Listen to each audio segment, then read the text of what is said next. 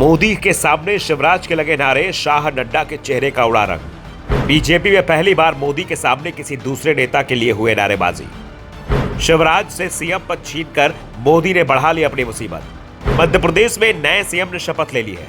शपथ ग्रहण समारोह में बीजेपी का हर बड़ा नेता मौजूद रहा। एक के बाद एक दिग्गज मंच पर पहुंचे, लेकिन जैसे ही शिवराज सिंह चौहान मंच पर आए, पूरा मैदान उनके नाम की नारेबाजी करने लगा। कहीं से शिवराज भैया की आवाज आती तो कहीं से मामा मामा लोग चिल्ला रहे थे। शिवराज ने भी सबके सामने हाथ जोड़े। शपथ ग्रहण के बाद भी शिवराज जब निकले तो लोगों ने उन्हें घेर लिया। शिवराज की लोकप्रियता देखकर बीजेपी हाईकमान के पसीने छूट रहे थे। समझ में आ रहा था कि मामला जैसा सोच रहे थे उससे आगे का है। दूसरी ओर शिवराज के बयान और भी चिंता में डाल रहे हैं। दिल्ली नहीं जाऊंगा जब शिवराज ने कहा तो कहा जाता है कि जेपी नड्डा को शिवराज को फोन करना पड़ा। एयरपोर्ट पे प्रधानमंत्री मोदी, अमित शाह और जेपी नड्डा के साथ शिवराज की बात हुई। कहा जा रहा है कि इस बातचीत में भी शिवराज ने कुछ नहीं मांगा, सवाल ही नहीं किया कि पार्टी में उनकी भूमिका क्या होगी। सबसे बड़ी बात, इस समय शिवराज को लेकर पूरे प्रदेश में जबरदस्त सहानुभूति दिखाई दे रही है। हर कोई, यहां तक कि कांग्रेस का समर्थक भी कह रहा है कि शिवराज जैसा सीएम एमपी में अभी तक नहीं देखा है। वोट उनके नाम पर ही मिला था और बीजेपी हाईकमान ने शिवराज के साथ सही नहीं किया। अब शिवराज की लोकप्रियता सिर्फ एमपी तक सीमित नहीं रही है, बल्कि देश के दूसरे हिस्से में भी फैल गई है।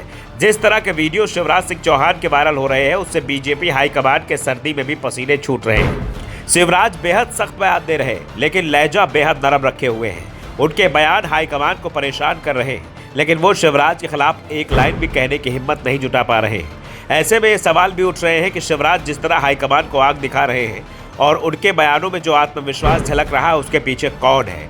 कहा जा रहा है कि शिवराज के पीछे महाशक्ति का हाथ है और ये महाशक्ति उन्हें नागपुर से मिल रही है। खबर है कि आरएसएस की ओर से शिवराज को सीएम बनाए रखने की सिफारिश की गई थी, लेकिन मोदी शाह फैसला कर चुके थे कि तीनों ही राज्य में वो सीएम पद नए व्यक्ति को देंगे। संघ रमन सिंह और वसुंधरा को हटाने के लिए तो तैयार था। खासतौर पर वसुंधरा के लिए तो संघ की ओर से ही बीजेपी हाईकमान को संदेश दिया गया था कि राजस्थान में नया चेहरा सीएम बनाया जाए। लेकिन एमपी को लेकर संघ की पसंद शिवराज ही थे, लेकिन हाईकमान को तो शिवराज से ही सबसे ज्यादा डर लग रहा था और यह डर अब शिवराज को हटाने के बाद और ज्यादा बढ़ गया है।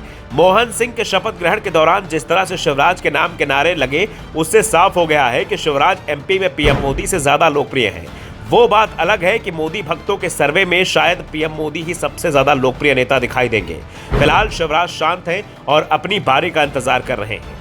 शिवराज को इस बात का भी एहसास है कि इस समय बीजेपी के पास 163 सीट है, वो कुछ भी नहीं कर सकते।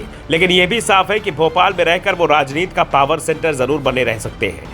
संघ का उन्हें साथ मिला हुआ है, 17 साल सरकार चलाने का अनुभव है और सबसे बड़ी बात, उनके साथ समर्थकों का बड़ा आधार है, जो बीजेपी हाईकमान की सबसे बड़ी चिंता बना हुआ है। और इसीलिए हाईकमान भी शिवराज को लेकर कोई सख्त फैसला लेने की हिम्मत नहीं जुटा पा रहा है।